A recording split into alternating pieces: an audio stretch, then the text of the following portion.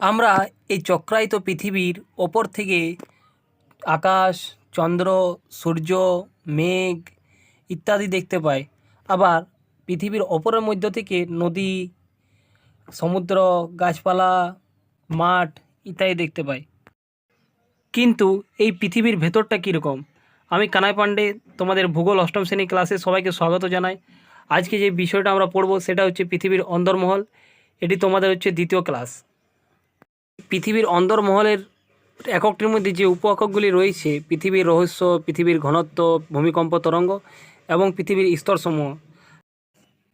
আগের ক্লাসে অলরেডি 3টি উপ একককে পড়ানো হয়েছে। আজকে আমরা যেটা পড়ব সেটা হচ্ছে পৃথিবীর স্তরসমূহ। এই যে তোমরা একটা গোলের মতো দেখতে পাচ্ছ, এটা হচ্ছে পৃথিবী। আর পৃথিবীর 3টা স্তর রয়েছে।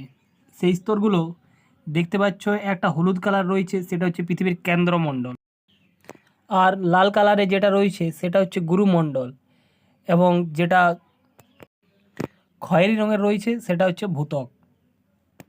পৃথিবীর প্রথম স্তরটি হলো ভূত্বক। ভূত্বক রয়েছে মহাসাগরের নিচে গড়ে 5 কিমিতে। আর মহাদেশে ভূত্বকের প্রসারণ 60 কিমি। ভূত্বকের এই দুটি স্তরের দুটি ভাগ আছে, একটা সীমা স্তর, একটা শিয়াল স্তর। সীমা স্তর হচ্ছে যেটা মহাসাগরের নিচে সিলিকন ও ম্যাগনেসিয়াম দিয়ে তৈরি। এই স্তরের পদার্থের ঘনত্ব হচ্ছে 2.9 ঘনসেমি বা গ্রাম। আর এই সীমা স্তরে বসল্ট শিলা রয়েছে। ভূত্বকের দ্বিতীয় স্তর যেটি রয়েছে সেটি হচ্ছে শিয়াল। এই স্তরটি মহাদেশের নিচে সিলিকন ও অ্যালুমিনিয়াম দিয়ে তৈরি বলে এটিকে শিয়াল স্তর বলা হয়।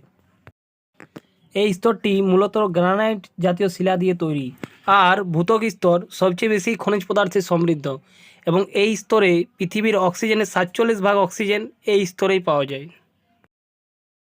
ভূমিকম্পের তরঙ্গগুলির ভূত্বক স্তর থেকে কেন্দ্র পর্যন্ত যেখানে তার গতিবেগের পরিবর্তন হয় সেটিকেই বলা হয় বিযুক্তি রেখা।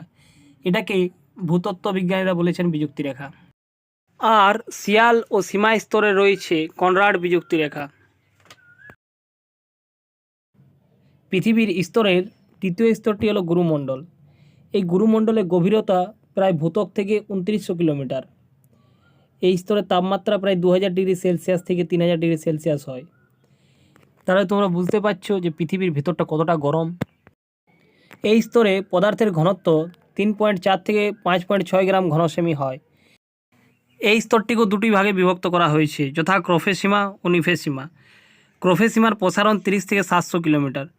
এই স্তরে ক্রোমিয়াম, লোহা, সিলিকন এবং ম্যাগনেসিয়াম পাওয়া যায় বলে এই স্তরটিকে ক্রোফেসীমা বলে।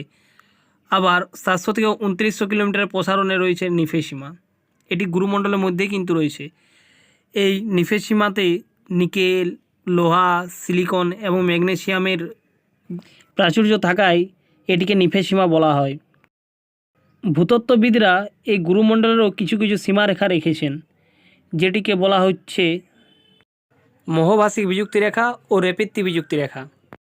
মোহভাষিক বিযুক্তি রেখা হলো যে রেখা ভূত্বক ও গুরুমণ্ডলকে পৃথক করেছে, এবং রেপিত্তি বিযুক্তি রেখা হলো ক্রোফেসীমা ও নিফেসীমার মাঝে যেটি রয়েছে সেটি হচ্ছে রেপিত্তি বিযুক্তি রেখা।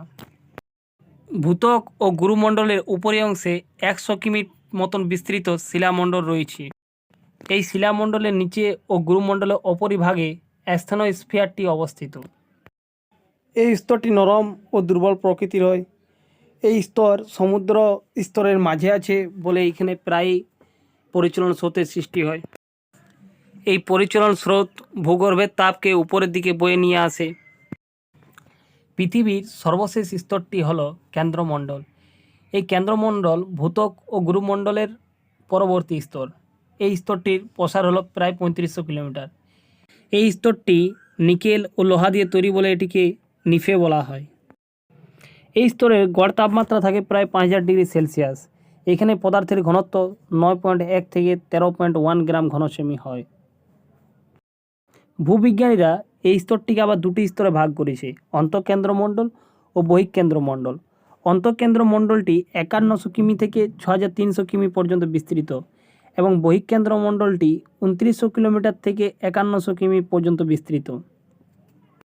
যে রেখা দ্বারা স্তরগুলিকে চিহ্নিত করা হয়েছে সেটি হচ্ছে গুটেনবার্গ বিযুক্তি রেখা, যেটি গুরুমণ্ডল ও কেন্দ্রমণ্ডলের মাঝে রয়েছে, এবং হচ্ছে লেহমান বিযুক্তি রেখা, যেটি অন্তঃকেন্দ্রমণ্ডল ও বহিঃকেন্দ্রমণ্ডলকে আলাদা করেছে। এই ছবিটাতে সকলে দেখতে পাচ্ছ কীভাবে স্তরগুলি বিভাজিত রয়েছে। এই ছবিটিকে সবাই একবার ভালো করে দেখে নাও। যদি ভিডিওটি তোমাদের ভালো লেগে থাকে অবশ্যই ভিডিওটাকে লাইক করো, শেয়ার করো এবং সাবস্ক্রাইব করো। ভিডিওটি দেখার জন্য তোমাদের সকলকেই অসংখ্য ধন্যবাদ।